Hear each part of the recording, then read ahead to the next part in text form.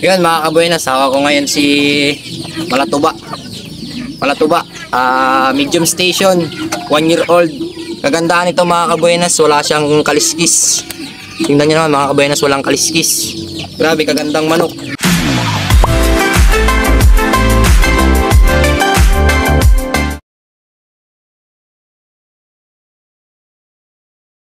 Magandang umaga, magandang araw sa inyo mga kabuenas. Andito na naman tayo, no? Carlots TV nagbabalik na naman para sa serye natin na paghahanap ng mga warrior na manok para maidagdag natin doon sa ating mga alaga. So ayan mga kabuenas, andito tayo ngayon sa backyard farm. Ito makikita nyo naman mga kabuenas, marami tayong mga nakagalang manok. Mga native na manok lang to mga kabuenas, pwedeng pangbenta. Mga kabuenas, shout out ko lang yung mga small breeders at backyard breeders dito sa buong Pilipinas.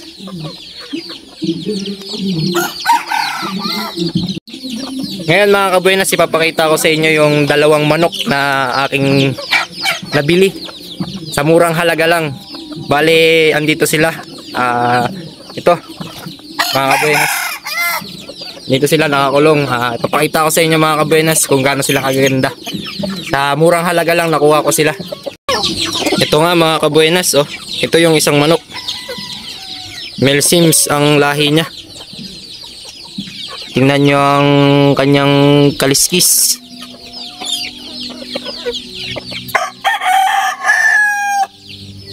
One year old na Male Sim, medium station. Tingnan nyo yung mukha niya mga kabuenas. Paki-comment na lang kung kailangan pa nating pungusan o i-maintain na lang natin yung palong niya. Ayan mga kabuenas.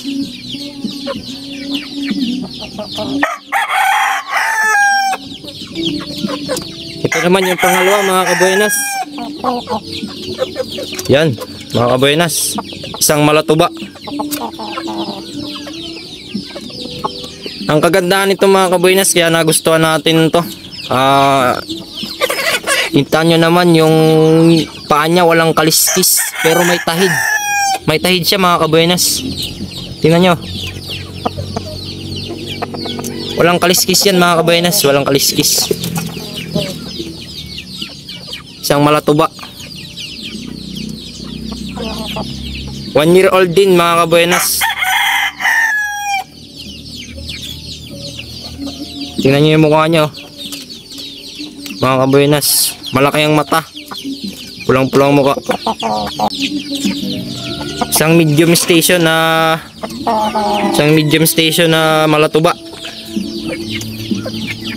Walang kaliskis yan mga kabuenas, may tahid.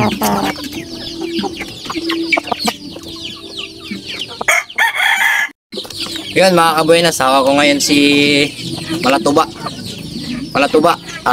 Medium station, 1 year old.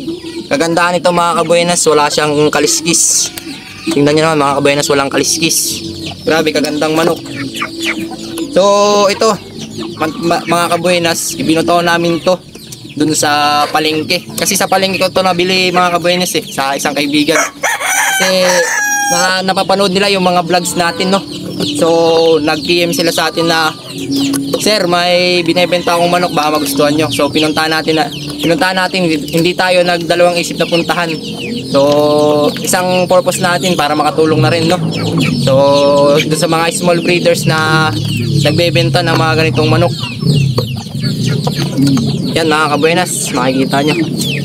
Mistisuin man kung tingnan, pero nung naibutaw mga kabuenas, grabe. Ngayon naman mga kabuenas, hawak ko naman itong Male Sims. Medium station din siya. Mas maganda yung katawan niya kaysa dun kay Malatuba. So nung binili natin, ito yung kalaban ni Malatuba. Binitaw namin, binitaw.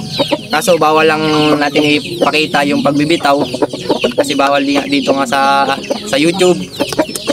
So ayan, ito mga kabuenas, male Sims, 1 year old. Ito yung kaliskis niya. Mga kabuenas, yan ang kaliskis niya.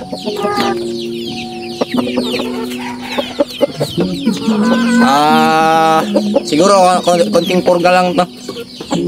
Pwede na natin tong isangat o ilagay sa mga order natin ng mga manok. Yan mga kabuenas, oh. Sa halagang 1K o 2K yung dalawa, meron na tayong mga warrior. Certified na to sa akin kasi nakita ko naman yung pagbibitaw. Makita nyo guys, oh. Oh. Certified yan, warrior.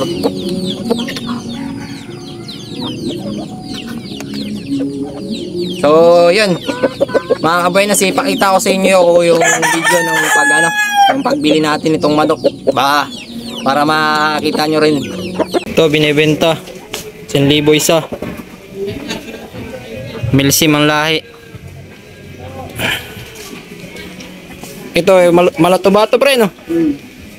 Kami Malatuba na walang kaliskis. pero may tahid. Pero may tahid. Kami saan ka pa?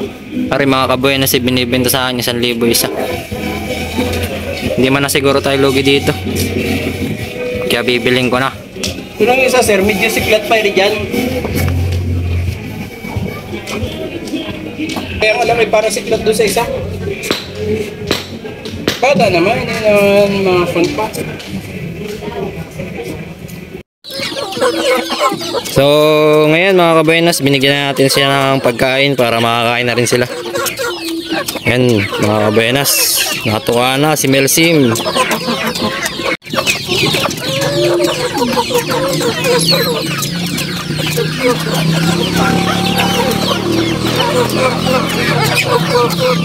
Yan mga kabuenas, kung binigyan natin ng pagkain ng ating mga alagang manok, mahalaga nabigyan din natin ng inumin. Yan mga kabuenas.